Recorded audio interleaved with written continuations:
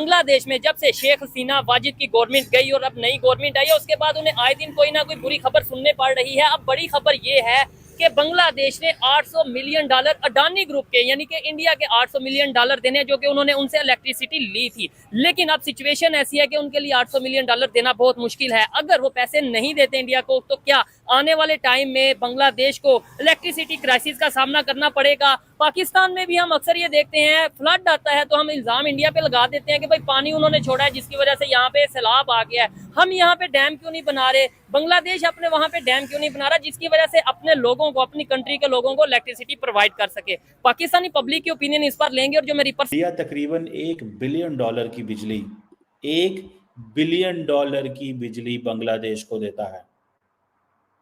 अब मोहम्मद यूनुस साहब जो हैं वो कोशिश कर रहे हैं कि किस तरह मैं इंडिया पे प्रेशर डालूं और हसीना वाजिद जो है उसको वापस लाया जाए, लेकिन वो कहा जा रहा है कि नहीं कर पाएंगे।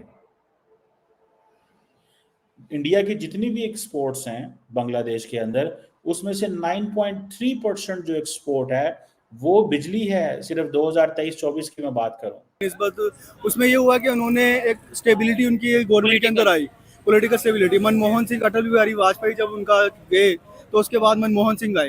हालांकि उस दौर में अगर आप देखें ना, 2000 से पहले 90s का जो दौर था, तो वहाँ पे पाकिस्तान बहुत आगे था, एशिया टाइगर बनने जा रहा था और पाकिस्तान की वर्ल्ड लेवल पे बहुत ज्यादा लोग उसको लाइक कर रहे थे। मोस्टली लोग ये भी कहते हैं कि पाकिस्तान जो है वो लीडर बन रहा है, एशिया का लीडर बन रहा है, मुस्लिम का लीडर बन रहा है, बहुत आगे जा रहा है, टेक्नोलॉजी में बहुत आगे जा रहा था। ठीक है। तो उस दौरान इंडिया बहुत पीछे था। इंडिया के लोग हसरत से कहते थे कि पाकिस्तान की अवाम बहुत अमीर है, पाकिस्तान के लेकिन ये वो चीज है जो अदानी साहब की $1 बिलियन की इलेक्ट्रिसिटी पावर एक्सपोर्ट है बांग्लादेश को, ये गोदा से होती है, गोदा पावर प्लांट। ये कहा जाता है ये SEZ है, स्पेशल इकोनॉमिक जोन है। ये 2019 में बनाया गया था और 100% इम्पोर्टेड कोल है। पाकिस्तान पे अक्सर तनकीद होती है कि पाकिस्तान बिजली बना के देता है, चाइनीज हमें बिजली बना के देते हैं इम्पोर्टेड कोल से। इंडिया भी बांग्लादेश को इम्पोर्टेड कोल से बिजली बना के देता है, क्योंकि बांग्लादेश ने वो किया ही नहीं हुआ। अब मैंने बताया $1 बिलियन की ये बिजली जाती है उनको, लेकिन अगर ना जाए तो हालात खराब हो जाएंगे वहाँ। चलकर सामने आ रही भारत, जैसे कि हम जानते हैं कि भारत जो है वो बांग्लादेश को इलेक्ट्रिसिटी प्रोवाइड करता है। दोस्तों सिर्फ बांग्लादेश को ही नहीं, काफ़ी और कंट्रीज़ को भी भारत इलेक्ट्रिसिटी प्रोवाइड करता है। दोस्तों इसमें न्यूज़ ये है कि जो बांग्लादेश में क्राइसिस चल रही है उसके चलते तो बांग्लादेश अदानी ग्रुप को, अदानी पावर लिमिटेड को पैसे पे नहीं कर पा रही। उसके ऊपर $800 मिलियन का बकाया हो चुका है। मतलब उन्हें $800 मिलियन अदानी ग्रुप को, यानी एक तरीके से इंडिया को ही पे करने हैं। अगर उन्होंने पे नहीं किए तो भारत बांग्लादेश को बिजली काट देगा, वहीं भारत बांग्लादेश अंधेरे में छा जाएगा। पहले दोस्तों उन्हें दबाकर प्रोटेस्ट किया, हिंदू माइनॉरिटी को उनके खिलाफ भी काफ़ी अत्याचार कर, पर दोस्तों जब पैसे देने की बारी आई तो भाई उनके पास पैसा ही नहीं। यहाँ की ऐसी सिचुएशन आ चुकी कि बांग्लादेश के अंदर अब भारत जब बिजली काटेगा तब उन्हें अकल आएगी, उन्हें माइनॉरिटी के साथ अत्याचार नहीं करने चाहिए। तो दोस्तों चलिए देखते हैं कि आखिरकार पाकिस्तान इस वीडियो पर क्या रिएक्शन देता है। ये जो अदानी पावर है, इसने 25 साल का कॉन्ट्रैक्ट किया हुआ बांग्लादेश की पावर डेवलपमेंट बोर्ड से, ठीक है। और ये इसीलिए किया हुआ है कि उस वक्त शेख हसीना वाजिद पावर में थी और ये सारा कुछ मुमकिन था। अब मोहम्मद यूनुस अगर चाहें कि मैंने इंडिया से हालात ख़राब करने हैं तो मुमकिन ही नहीं है। मैं आपको मज़े की बात बताऊं, इसी तरह एक बिजली का कॉन्ट्रैक्ट पाकिस्तान सेंट्रल एशिया ममालिक के साथ करना चाहता था। कासा 1000 उसका नाम था, लेकिन पाकिस्तान इसी तरह एक और था एक कॉन्ट्रैक्ट जो कि Pakistan India Iran gas pipeline का था। लेकिन पाकिस्तान के उस वक्त जो जादूगर लोग हैं, जो बहुत सियाने लोग अपने आप को समझते हैं, जो ज़्यादातर मुल्क को जिसे कहते हैं ना, वो समझते हैं हम जादू से चला सकते हैं, हमारे पास बड़ी ताकत है, वो हमेशा ये कहते हैं लो जी हम क्यों पाकिस्तान की जो बिजली है, हम क्यों दिल्ली में चूल्हे जलने दें, हम क्यों सेंट्रल एशिया से गैस आए और जाके वहाँ पे गैस जो है वो जले, हम क्यों ऐसे करें, हमें ऐसे नहीं करना चाहिए, हमें भारत की तरक्की को रोकना चाहिए। ये होती है अक्लमंदी कि आपने अगले मुल्क को अपने ऊपर डिपेंडेंट कर लिया। आज अगर Pakistan Iran India Pakistan gas pipeline होती वन, चलो ठीक है, ईरान इंडिया उसमें अमेरिकी प्रेशर के बाद निकल गया, और बहुत सारी ऐसी चीज़ें थी, सेंट्रल एशिया से बहुत सारे गैस और बिजली के मंसूबे आ रहे थे, अगर वो सारे के सारे इंडिया तक पहुंच जाते तो आज इंडिया पाकिस्तान के ऊपर डिपेंडेंट होता। लेकिन इंडिया पाकिस्तान के ऊपर डिपेंडेंट नहीं है। लेकिन हमने ये काम अगर 20, 25, 30 साल पहले कर लेते, क्योंकि छोटे छोटे दिमागों वाले लोग आए हैं जिनकी लॉन्ग टर्म सोच ही नहीं है। आज देखें इंडिया और पाकिस्तान के हालात ऐसे हैं कि पाकिस्तान कोशिशें कर रहा है कि यार हमसे बात करो, लेकिन नहीं कर रहा। कोई ऐसी कनेक्शन, देखिए इंडियंस कहते हैं कि हमें आपकी ज़रूरत ही नहीं है, हम तरक्की कर रहे हैं आपके बगैर। हम तो आपके पास तब आए जब हमें तरक्की करने के लिए आपकी बड़ी ज़रूरी, आपके यहाँ दूध की नहरें बह रही हैं, शहद की नहरें बह रही हैं, और थोड़ा सा शायद इंडिया को भी चाहिए तो तब तो ठीक है। लेकिन अगर ऐसा नहीं है तो हम क्यों करें? सो पाकिस्तान ने उस वक्त ये सारी हरकत करके, सारा कुछ करके, और ये एक चीज़ जो है वो रिवर्स करा ली। और मुझे इस चीज़ का इंतहाई दुख होता है कि पाकिस्तान अपनी जो इंटरडिपेंडेंस क्रिएट होती, और देखिए जो ममालिक हैं जब उनके दरमियान कारोबार होता है तो हुकूमतें मजबूर हो जाती हैं। आज डॉक्टर यूनुस मजबूर है to do and act and say whatever India wants. जो इंडिया कहता है डॉक्टर मजबूर है ना, क्या करे, यही कहेगा और क्या कहेगा कि हाँ जी ठीक है हम करते हैं। आज मोहम्मद यूनुस कुछ नहीं कर सकता। आज देखें ये इसे आप बोलते हैं फॉरेन पॉलिसी ट्रैप की तरफ आएंगे। सबसे पहले तो ये बताएं, फार्मास्यूटिकल कंपनीज पाकिस्तान से छोड़ती जा रही हैं, बाहर जा रही हैं, या बाहर की कंपनीज जिनकी यहाँ पे इन्वेस्टमेंट थी वो भी वाइंड अप करके जा रही हैं, क्या वजह है? उसकी मेन मरीज कम हो गए हैं पाकिस्तान में, या फिर मरीज तो आपको पता है कि इनहाइजीनिक कंडीशन है, पेशेंट तो बढ़ते ही जा रहे हैं। अब पॉपुलेशन बढ़ रही है, आबादी बढ़ रही है, तो उसकी वजह से। लेकिन हुआ ये है कि आप सभी को पता है कि डॉलर बढ़ रहा है, पाउंड बढ़ रहा है, प्राइस बढ़ रही है, ठीक है, तो प्रॉफिटेबिलिटी जो है मल्टीनेशनल कंपनी की वो कम हो गई है, तो इस वजह से वो वाइंड अप कर रहे हैं। थोड़ा इधर मेरे साथ आ जाए। अच्छा, टॉपिक ये है जिस पे वीडियो रिकॉर्ड कर रहे हैं। बांग्लादेश में आपको पता है जी एक इनकलाब कह लें, ये कह लें कि भाई पॉलिटिकल अनस्टेबिलिटी हुई, उनके जो स्टूडेंट्स से सड़कों पे निकले, गवर्नमेंट चेंज हो गई, अब नई गवर्नमेंट बनी है, अब उनके लिए मुश्किल भी आ रही है। सबसे बड़ी पहली मुश्किल तो वो इंडिया से इलेक्ट्रिसिटी ले रहे थे, अडानी पावर से वो इलेक्ट्रिसिटी ले रहे थे, जो कि $800 मिलियन उन्होंने इंडिया का यानी अडानी ग्रुप का देना है। अब वो दे नहीं पा रहे, क्या समझते हैं, बिजली काटेगी या फिर आगे चलेगा इंडिया के साथ? तो मतलब चलेगा, बांग्लादेश चलेगा, इतने अरसे से चल रहा है तो आगे भी चलेगा। ठीक है, वो आपको रिसोर्सेज मुख्तलिफ मिल जाते हैं, चाइना और बहुत सारे ऐसे कंट्रीज हैं जो कि उनको बिजली दे देंगे, ठीक है, तो वो अल्टरनेटिव तो होते ही हैं हर टाइम पे, तो वो डेफिनेटली वो उनको पाकिस्तान में भी मिलेगा। वैसे सुन रहे हैं कि 30 या 31 अगस्त को स्टूडेंट्स बाहर आ रहे हैं और बड़ा जो मतलब इनकलाब आ जाएगा, स्टूडेंट्स जो हैं वो प्रोटेस्ट करने वाले हैं, क्या लगता है आपको? प्रोटेस्ट तो देखें जब से पाकिस्तान बना है तभी से हो रहा है, और ऐसे ही सुनते आ रहे हैं हम क्या कि वजह? किसी ना कोई भी थोड़ी सी भी कोई वजह होती है ना, तो लोग इकट्ठे हो जाते हैं कि हम प्रोटेस्ट करें, तो वो तो शुरू से हम सुनते आ रहे हैं ऐसे। ठीक है, नहीं वैसे हम प्रोटेस्ट करते हैं तो 9 मई जैसा वो कोई वाकया हो जाता है जो कि मतलब पाकिस्तान के लिए बड़ा बदनामी का बायस बनता है ना। हाँ, इस तरह के वाकये नहीं होने चाहिए। प्रोटेस्ट अगर एक सेफ एंड में हो, कोई ऐसी जैसे कि प्रेस क्लब है, वहाँ पे जाके अपना जो भी आपके हमारे क्लास हैं, जो भी हमारी डिमांड्स हैं, स्टूडेंट्स वगैरह है जो भी प्रोटेस्ट करना चाह रहे हैं, वहाँ पे रिकॉर्ड करवा दें, तो आम शहरी को भी उससे ये कि जिंदगी का पहिया भी चलता रहे। आम लोग जो अपना बिजनेस कर रहे हैं, कारोबार कर रहे हैं, सड़कों जब जाम हो जाती है, माल रोड जो है वो एक मेन शारक है,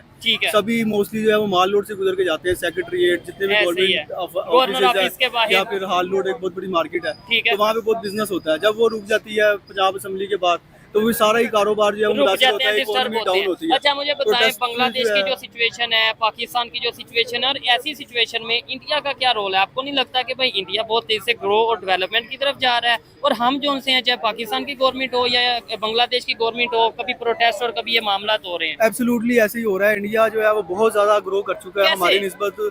उसमें ये हुआ कि उन्होंने एक स्टेबिलिटी उनकी गवर्नमेंट के अंदर आई, पॉलिटिकल स्टेबिलिटी। मनमोहन सिंह, अटल बिहारी वाजपेयी जब उनका गए, तो उसके बाद मनमोहन सिंह आए। हालांकि उस दौर में अगर आप देखें ना, 2000 से पहले 90s का जो दौर था, तो वहाँ पे पाकिस्तान बहुत आगे था, एशिया टाइगर बनने जा रहा था, और पाकिस्तान की वर्ल्ड लेवल पे बहुत ज़्यादा लोग उसको लाइक कर रहे थे। और ऐसे मोस्टली लोग ये भी कहते हैं कि पाकिस्तान जो है वो लीडर बन रहा है, एशिया का लीडर बन रहा है, मुस्लिम का लीडर बन रहा है, बहुत आगे जा रहा है, टेक्नोलॉजी में बहुत आगे जा रहा था। ठीक है, तो उस दौरान इंडिया बहुत पीछे था। इंडिया के लोग हसरत से कहते थे कि पाकिस्तान की आवाम बहुत अमीर है, पाकिस्तान के, ये 90s की बात। इनके बकौल ये कि भाई 90s में पाकिस्तान की ऐसी सूरत हाल थी कि पाकिस्तान को एशियन टाइगर कहा जा रहा था, पाकिस्तान टेक्नोलॉजी में इंडिया से आगे था, पाकिस्तान ओवरऑल पूरी दुनिया में पाकिस्तान का इमेज इंडिया से बेहतर था। आप इस हवाले से क्या कहना चाहेंगे? कमेंट बॉक्स में मुझे जरूर बताना, इनसे मजीद भी बात करता हूँ। अच्छा, फिर अचानक ऐसा क्या आप देखें ना, हर तरफ से खुशखबरी आ रही थी। 92 का कब पाकिस्तान जीत गया, अच्छा, फिर 90s के अंदर पाकिस्तान जो है वो हर तरफ से एक्सपोर्ट इतनी बढ़ रही थी, एटॉमिक पावर भी बन गया, जीडीपी रेट इतना अच्छा हो रहा था, लोग बहुत ज्यादा लाइक कर रहे थे। उसमें कुछ लोग ये कहते हैं ना कि भाई उस टाइम पे ये अफगानिस्तान में वार चल रही थी, तो अमेरिका से डॉलर आते थे, जिसकी वजह से पाकिस्तान की इकानमी बेहतर हो रही थी और इंडिया कोई डॉलर नहीं था ले रहा, इंडिया अपनी मेहनत कर रहा था, इंडिया अपने यूनिवर्सिटीज़ एजुकेशन के ऊपर वर्क कर रहा था, इसलिए वो स्लोली आगे बढ़ा और आज उनका बाकायदा तौर पे बुनियाद से शुरू होकर और उन्होंने एक बेस से स्टार्ट करके एक नाम बनाया।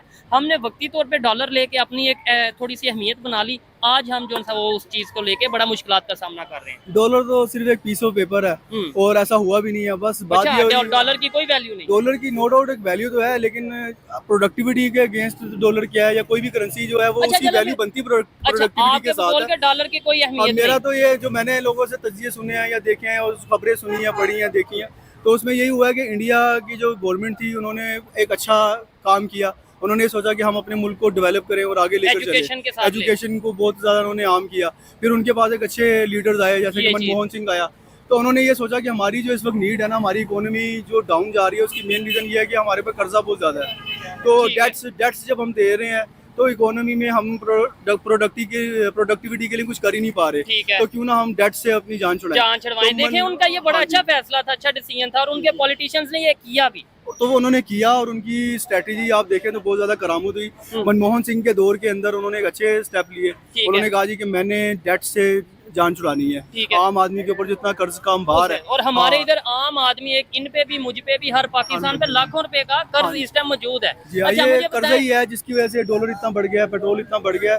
एक आम आदमी, आप मनमोहन सिंह के बड़े फैन लगते हैं उनकी पॉलिसीज के, हाँ जी, तजिए में जो चीज आई है, जिसने अच्छा काम किया है, जो तजिए में आ रही है, मैंने तो तजिए देखे हैं या सुने हैं या उस वक्त की जो न्यूज़पेपर है वो पढ़ी है, तो उसमें जो चीज़ सामने आ रही है कि उनमें जो एक अच्छा लीडर उनके पास मनमोहन सिंह आया जिसके दौर में डेट्स उतर गया। उसके बाद फिर दूसरा उनके पास जो आया मोदी है, वो भी अभी तक उनको इतना टाइम हो गया और एक अच्छी उनकी भी तकरीबन 10 साल से 11 साल हो गए और स्टेबिलिटी है। और उनके लिए इनके टाइम में क्या था, दुनिया की 5वीं बड़ी इकानमी उन्होंने बना दी अपने कंट्री को। सर हाँ जी, 5वीं बड़ी बना दी, फिर ग्रेट 20s के अंदर वो आ गए। उनकी एक्सपोर्ट आप देखें तो उनकी जो आईटी की एक्सपोर्ट है वो बिलियंस ऑफ डॉलर्स के अंदर है। अगर हमारी आप देखें तो हमारी ओवरऑल जो एक्सपोर्ट है वो सिर्फ $30 बिलियन है। हमने तो इंटरनेट यहाँ पे स्लो कर दिया ना, हमने क्या बढ़ा नहीं गया, हमने तो जो ऑलरेडी मौजूद था वो भी। हेलो दोस्तों, जैसा कि आपने वीडियो में देखा कि हम सब जानते हैं कि भारत एक उभरता सुपर पावर है, उभरती इकनॉमी, और वो काफ़ी कंट्रीज़ को बिजली प्रोवाइड करता है।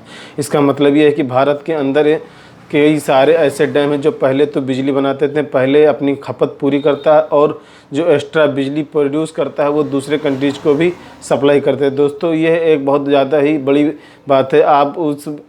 अब उसी में एक कंट्री नाम शामिल है बांग्लादेश, जिसे भारत बिजली प्रोवाइड करता है। दोस्तों बांग्लादेश की और भारत की जो डिप्लोमेटिक रिलेशन वो शेख हसीना वाजिद जब तक प्राइम मिनिस्टर थी वहाँ की, तब तक काफ़ी अच्छे चल रहे थे, पर जैसे ही शेख हसीना वाजिद को अपने देश छोड़ने पड़ा वह प्रोटेस्ट शुरू हो गया।